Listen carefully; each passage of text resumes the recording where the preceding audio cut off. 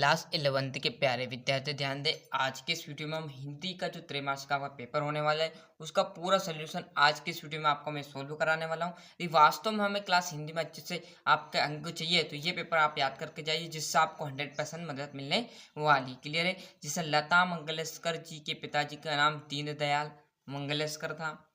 प्रेमचंद जी का मूल नाम गणपत राय। मीरा के आराध्य जो प्रभु थे वो श्री कृष्ण थे। कबीर ने ईश्वर के कितने रूप माने हैं? तो कबीर ने ईश्वर का एक ही रूप माना है ना। मीरा ने श्री कृष्ण को किस रूप में स्वीकार किया? तो अपने पति के रूप में। महाकाव्य में सर्गों की संख्या होती है तो आप 8 या 8 से अधिक, है ना। यहाँ से देखिएगा रिक्त स्थान हो चाहे सही विकल्प, सारी आल टोटल चीज आपको मिलेगी। आप तो बस यहीं पर ध्यान रखिएगा और एक एक चीज नोट करते जाएगा। भारतीय गायिकाओं में डेडेडेस बेजोड़ गायिका कहा जाता है? तो लता मंगेशकर को। अर्थ की दृष्टि से वाक्य के भेद है तो आपके 6। काव्य की शोभा बढ़ाने वाले तत्व अलंकार कहलाएंगे। मनु भंडारी द्वारा रचित पटकथा का एक बहुचरित है तो टीवी धारावाहिक, है ना। छायावाद के प्रमुख स्तंभ आपके 4। कबीरदास जी ने ईश्वर की सत्ता मानी 1। और यहाँ से आपका देखिएगा जोड़ी। मीरा के प्रभु हैं तो आपके गिरधर नागर। कुल की हानि मतलब आपकी परिवार की मर्यादा। द्विवेदी युग के प्रवर्तक कवि है तो आपके यहाँ पर देखेंगे महावीर प्रसाद द्विवेदी। कुंडलिया जो छंद आपकी कहलाएगी 24 और रस के जो अंग है 4। जलद में कमल आपका खिलेगा, है ना। और जैसे हम इस पेज पर आएंगे तो आपके यहाँ पर देखिएगा एक वाक्य में पार्लर पानी और पताल पानी के बीच का तीसरा रूप कौन सा है? तो रेजाना पानी, है ना। छंद के कितने प्रकार होते? तो छंद के 2 प्रकार होते, वार्णिक और मात्रिक। रस के कितने अंग हैं? तो रस के आपके 4 अंग हैं।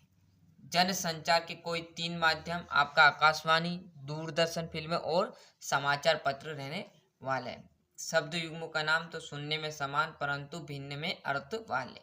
मोहन के गुरु का नाम मास्टर त्रिलोक सिंह है। सत्यासत्य के बीजक सूरदास जी की रचना है, ये आपका सत्य।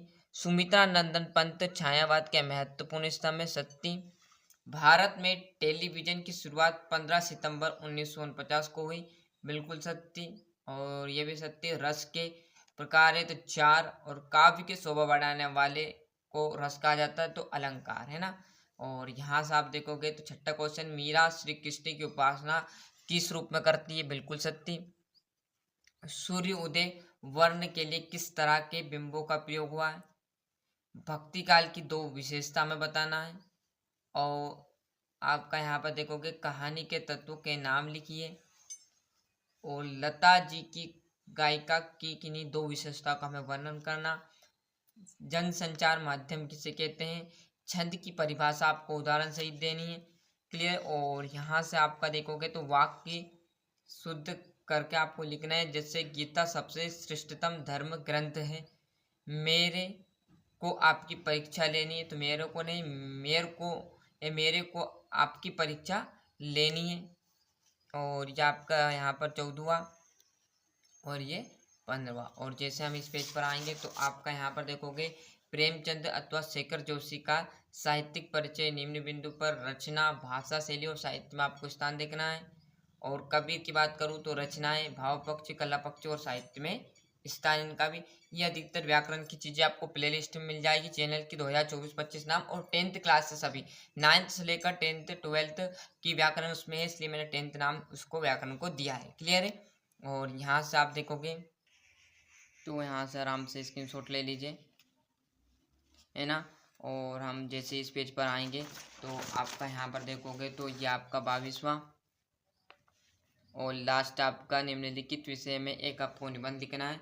ये आपका निबंध आ जाएगा। आगे बात समझ में।